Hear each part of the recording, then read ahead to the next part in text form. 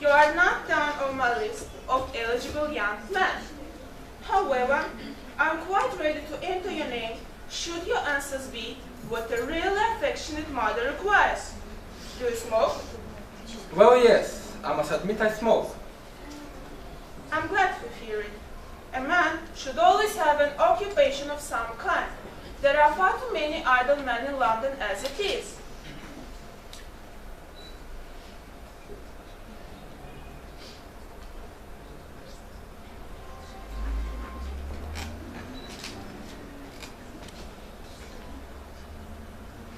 What's your income? Between 7 and 8,000 a year. That is satisfactory. I own some land, with some land, of course, attached to it. A country house? How many bedrooms? How old are you? 29. A very good age to be married at. A man who wants to get married should know either everything or nothing. Which do you know? I know nothing, Lady Bracknell. I'm pleased to hear it. I do not approve of anything that tampers with national ignorance. Ignorance is like a delicate exotic fruit. Touch it and the bloom is gone. What's your income? Between 7 and 8,000 a year. That is satisfactory. I own a house with some land, of course, attached to it. A country house? How many bedrooms? You have a townhouse, I hope? A girl with a simple and spoiled nature like Gwendolen could hardly be expected to reside in the country. Well, I own a house in Belgrave Square. Now to minor matters. Are your parents living? I have lost both my parents. Who was your father? He was evidently a man of sound wealth. I'm afraid I really don't know. The fact is, Lady Bracknell, I said I had lost my parents. I don't know actually who I am by birth. I was found. Found? The late Mr. Thomas Cardew found me and gave me the name of Worthing, because he happened to have a first-class ticket in his pocket at that time. Worthing is a place in Sussex. It is a seaside resort. Where did the charitable gentleman who had a first-class ticket for the seaside resort find you? In a handbag. A handbag? Yes, Lady Bracknell. I was in an ordinary handbag, in the cloak room at Victoria Station. It was given to him in mistake for his own. The cloak room at Victoria Station? To be born or at any rate bred in a handbag seems to me to display a contempt for the ordinary decencies family life.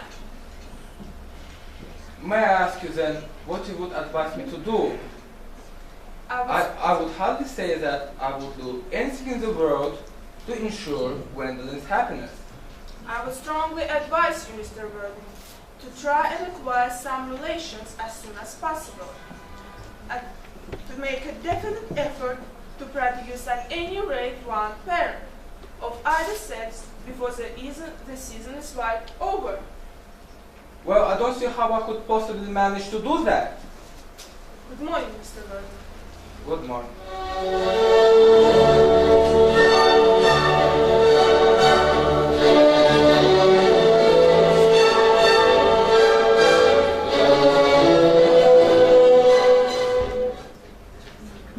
Didn't it go all right, old boy? You don't need to say Gwendolyn refused you. She's always refusing people. As far as Gwendolyn is concerned, we are engaged. Her mother is a monster. You don't think that there is any chance of Gwendolyn becoming like her mother in about 130 years, do you, Algy? All women become like their mothers. That is their tragedy. No man does. That's his. What about your brother? What about the profligate Earnest? Before the end of the week, I shall have got rid of him. I'll say he died in Paris of apoplexy.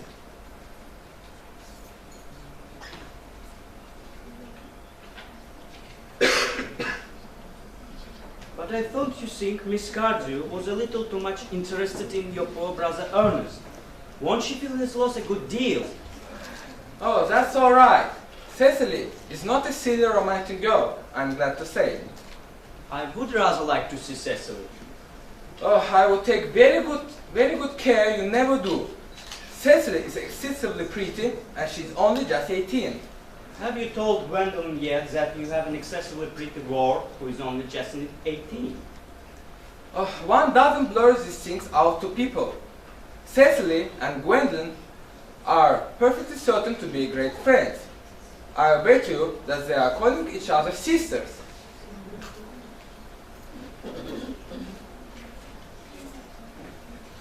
Gwendolyn, upon my word. Algy, kindly turn your back. I have something very particular to say to Mr. Worthing. Really, Gwendolyn, I don't think I can allow this at all. Algy, you always adopt a strictly immoral attitude towards life. You are not quite old enough to do that. My own darling. Earnest, we may never be married. The story of your romantic origin, as related to be my mama, with some comments, has naturally stirred the deeper fibers of my nature. Your Christian name has an irresistible fascination. What is your address in the country? The Manor House, Walton, Hertfordshire. There is a good postal service, I suppose? I will communicate with you daily. My own one. Good. Algy, you may turn round now. Thanks, I've turned round already. You will let me see you to your carriage, my own darling? Certainly.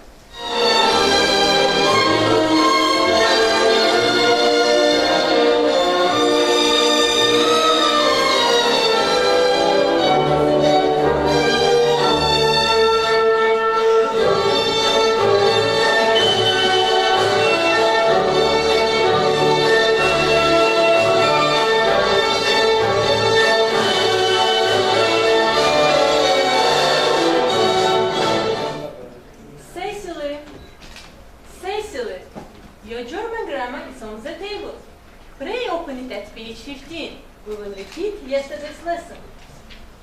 But I don't like German. It isn't at all a becoming language. I know perfectly well that I look quite plain after my German lesson. Child, you know how anxious your guardian is, that you should improve yourself in every way. He laid particular stress on your German as he was leaving for town yesterday. Dear Uncle Jack is so very serious. Sometimes he is so serious that I think he cannot be quite well. Cecily, I am surprised at you. Mr. Worthing has many troubles in his life. You must remember his constant anxiety about that unfortunate young man, his brother. I wish Uncle Jack would allow that unfortunate young man, his brother, to come down here sometimes. You must put away your diary, Cecily. I really don't see why you should keep a diary at all. I keep a diary in order to enter the wonderful secrets of my life. If I didn't write them down, I should probably forget all about them. Memory, my dear Cecily, is the diary that we all carry about with us. To your work, child. But I see dear Dr. Chasuble coming up through the garden.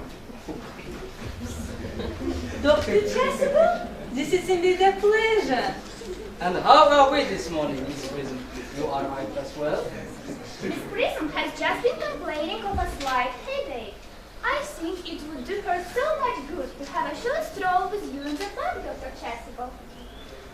I think, dear doctor, I will have a stroll with you.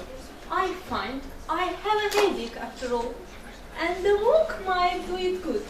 With pleasure, Miss Prism. With pleasure. You might go as far as the schools and back. That would be delightful. Cecily, you will read your political economy in my absence.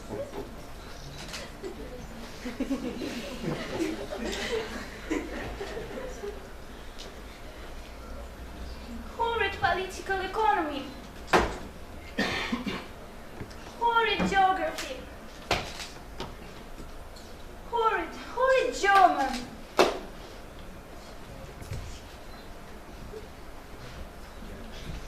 You are my little cousin Cecily, I'm sure. You are under some strange mistake. I am not little. age. But I am your cousin Cecily. And you, I see, are Uncle Jack's brother, my cousin Earnest. My wicked cousin Earnest. Oh, I'm not really wicked at all, cousin Cecily. You mustn't think that I'm wicked. I hope you are not been leading a double life, pretending to be wicked and being reviewed all the time. That would be hypocrisy. Oh, of course, I have been rather reckless. I am glad to hear it. In fact, now you mention the subject, I have been very bad in my own small way. I can't understand how you're here at all. Uncle Jack won't be back till Monday afternoon. That's a great disappointment. I'm obliged to go up by the first train on Monday morning.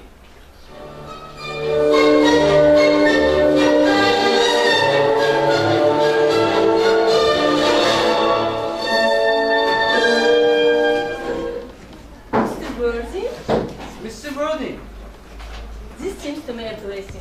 We did not look for you till Monday afternoon.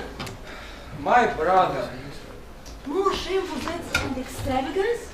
Still leading his life of pleasure. dead, Your brother Earnest? quite dead. I had a telegram last night from the manager of the Grand Hotel. Your brother was, I believe, unmarried, was he not? Oh yes. People who live entirely for pleasure usually are. And now, dear Mr. Worthing, I will not intrude any longer into a house of sorrow. It seems to be a blessing of an extremely obvious kind. Uncle Jack! Oh, I'm pleased to see you back. But what horrid clothes you have got on. Do go and change them. Cecily, What's the matter? Uncle Jack, do look happy. Who do you think is in the dining room? Your brother. Who? Your brother Earnest. He arrived about half an hour ago. What nonsense! I haven't got a brother. Oh, don't say that. However badly he may have behaved to you in the past, he is still your brother. You couldn't be so heartless as to disown him. I'll tell him to come out.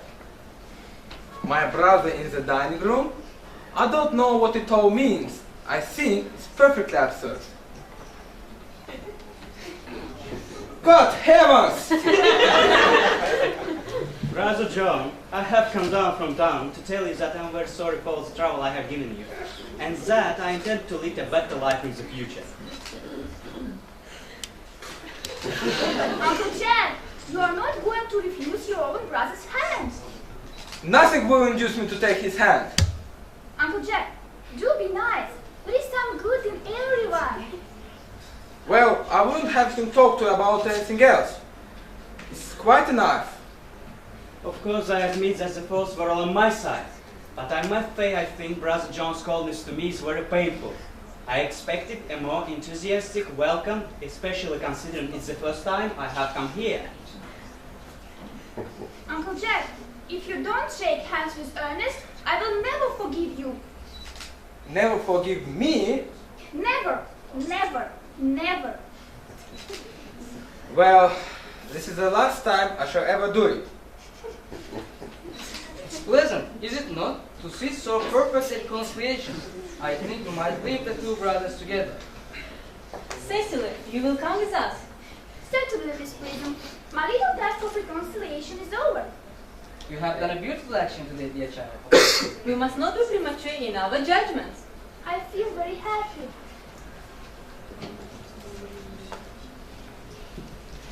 You young scoundrel, Algie. You must get out of this place as soon as possible. I don't allow any bumbering here. Well, Cecily is a darling. You don't have to talk about Miss Carter like that. I don't like it. Well, I don't like your clothes. You look perfectly ridiculous in them. Why on earth don't you go up and change? It's perfectly childish to be in deep mourning for a man who's actually staying with you for a whole week in your house as a guest. You don't stay with me as a guest for a whole week or anything else. You have got to leave by the 4 o'clock train.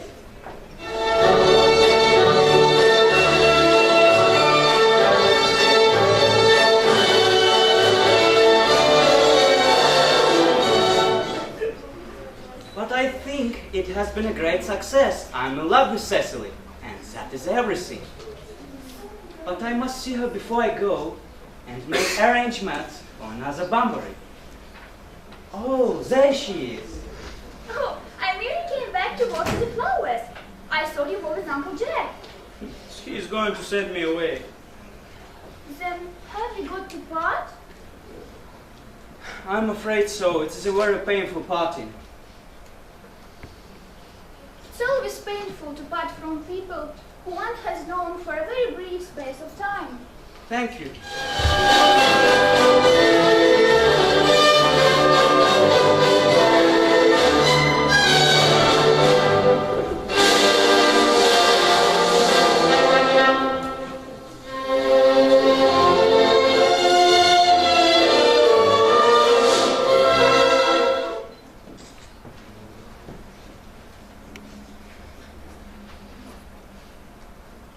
The fact that they did not follow us at once into the house, as anyone else would have done, seems to me to show that they have some sense of shame left. They have been eating muffins. That looks like repentance. They don't seem to notice us at all.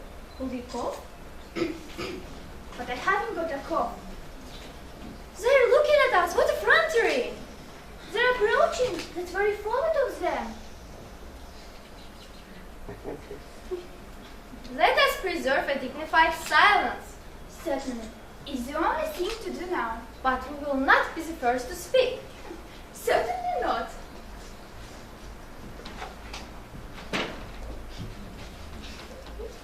Mr. Worthing, I have something very particular to ask you. Much depends on your reply. Why did you pretend to be my garden's brother? In order that I might have an opportunity of meeting you. That certainly seems a satisfactory explanation, does it not? Yes, dear, if you can believe him. I don't. But that does not affect the wonderful beauty of his answer. Mr. Worthing, what explanation can you offer to me for pretending to have a brother? Was it in order that you might have him up to town and to see me as often as possible? Can you doubt it, Miss Fairfax? Their explanation seems to be quite satisfactory, especially Mr. Worthing. Then you think we should forgive them? Yes. I mean, no. True, I had forgotten. There are principles at stake that one cannot surrender. Certainly. Your Christian names are still an insuperable barrier. That is all. Our Christian names? Is that all? But we are going to be Christians this afternoon. For my sake, you are prepared to do this terrible thing?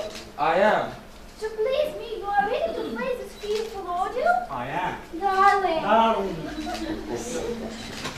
God heavens! Gwendolyn, what does this mean? Me and that engaged to be married to Mr. Worthing, Mama.